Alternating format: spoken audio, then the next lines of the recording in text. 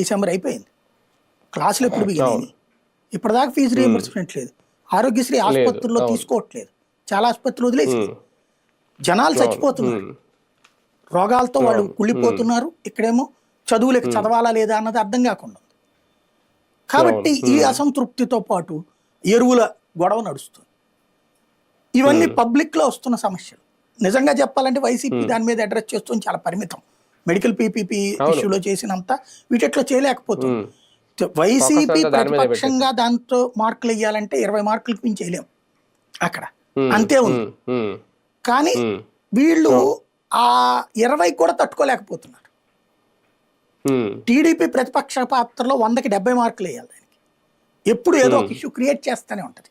పేపరా, టీవీనా, లేకపోతే యాజిటేషన్, ఇట్లాంటి జనస్టేషన్ పరంగా ఫీల్డ్లో జనంలోకి తక్కువ ఉంది.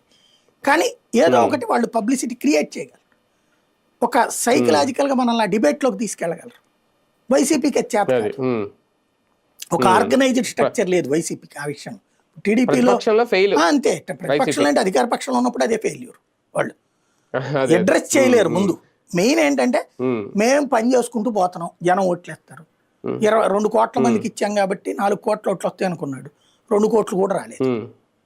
ఆయనకి ఇంకా అర్థం కావట్లేదు. ఇప్పుడు తెలుగుదేశం ఏం చేద్ది, ఓ 20-30 మంది లీడర్లు మెయిన్ క్వార్టర్లో 5 ఉంటారు, మిగతా చోట్ల 15 మంది ఉంటారు. ఓ రకంగా చెప్పాలంటే ప్రతి ఊళ్ళో ఒక క్యాంపెయిన్ నడిపిస్తూనే ఉంటుంది. పేపర్ని, టీవీని, మీడియాని అది నమ్ముతుంది. వాళ్ళ ద్వారానే అది పనిచేస్తుంది. జగన్మోహన్ రెడ్డి ఏంటంటే తనే ఓ పేపర్ అధినేత, టీవీ అధినేత కాబట్టి దాన్ని లైట్ తీసుకుంటాడు. సోషల్ మీడియాను కూడా లైట్ తీసుకుంటాడు. నా పని నాకు ఓటేస్తుంది అనుకుంటాడు. నీ పని నీకు ఓటేస్తే క్రిందటిసారి నువ్వు అధికారంలోకి భారీ మెజార్టీతో రావాలి. వెంటనే ఎవడో గొట్టంగాడు చెప్తాడు, అన్నా ఈవీఎం వల్ల అన్నా అని చెప్పేసి. అలాంటి నమ్ముకుని మనం ఆగిపోతున్నాం. అక్కడ అంత మించేం లేదు.